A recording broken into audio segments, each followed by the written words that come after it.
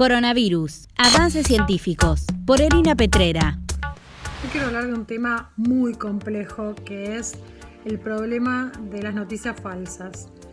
Cuando estamos en una pandemia como esta y la información es fundamental para poder saber qué es lo que hay que hacer, qué es lo que no hay que hacer, cómo comportarse frente al virus, cómo actuar como sociedad, no hay nada que interfiera más que las noticias falsas.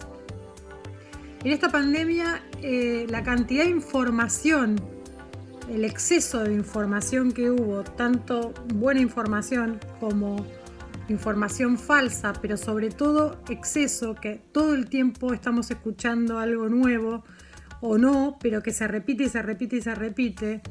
La Organización Mundial de la Salud llamó a este exceso de información infodemia, porque es como infectarse con la información.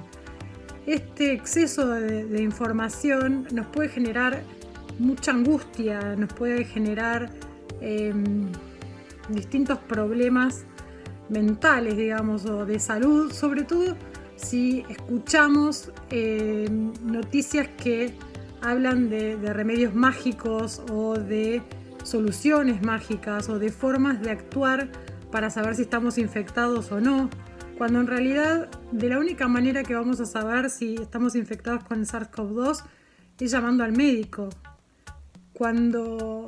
Si queremos saber qué medicamento tenemos que tomar, tenemos que llamar al médico o preguntar en una farmacia.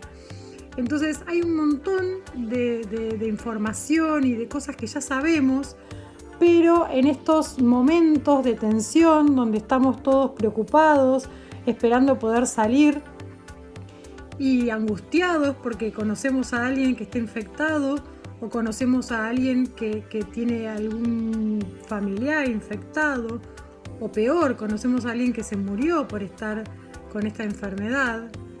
Entonces es sumamente importante que cortemos la cadena de desinformación, ¿sí? O sea, nosotros estamos muy acostumbrados a reenviar toda la información que nos llega. Generalmente son chistes tontos que son divertidos, entonces los compartimos. En este caso hay mucha información falsa que se ha compartido y la gente está acostumbrada a reenviarlo, y eso hace que se arme una cadena de contagio de información falsa, que en algunos casos es tan falsa que es muy obvia que es falsa, pero en otros casos no. Y hay gente que puede salir muy perjudicada con este tipo de información falsa. Entonces, ¿cuál es la información que tengo que escuchar? ¿En dónde tengo que buscar información que sea fidedigna? Bueno, para esto lo ideal es entrar a la página del Ministerio de Salud de la Nación y ver cuáles son las informaciones sobre COVID-19. Ahí está toda la información. O también podemos chequear la página de la Organización Mundial de la Salud. Ahí también está toda la información, todo lo que hay que hacer, todo lo que no hay que hacer.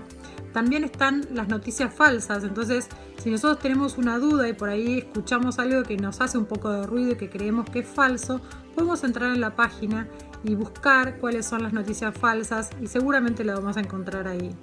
Ahí también está toda la información que está relacionada con los medicamentos que se están estudiando o con las posibles candidatas a vacunas y en qué estado están.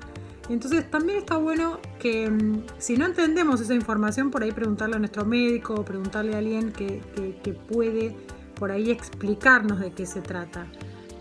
Manejar la información durante la pandemia es tan importante como utilizar el barbijo cuando tenemos que salir y mantener la distancia. Es parte de nuestra obligación como ciudadanos. Tenemos que tratar de aprender a utilizar la información. Es algo que para algunos es muy novedoso, poder comunicarse tan rápidamente con alguien que está lejos y que instantáneamente le llega el mensaje y te puede contestar. Pero así como es como son milagrosas las redes sociales, por ejemplo, esa información es exponencial y si todos reenviamos esa información llega a todos lados en muy poco tiempo. Y después nadie te dice, mirá que lo que te acabo de mandar es mentira o me enteré que esto es falso. Generalmente no aparece la desmentida. Entonces nos quedamos con la información como si fuera algo que realmente es verdad. Así que bueno, seamos responsables. Si no sabemos de qué se trata, bueno, no reenviemos. Si no estamos seguros de que la información es buena, no la reenviemos. Dejémosla ahí y tratemos de averiguar si es una noticia real o si es falsa. Recuerden que lo más importante en estos casos es ir a la fuente y la fuente tiene que ser buena.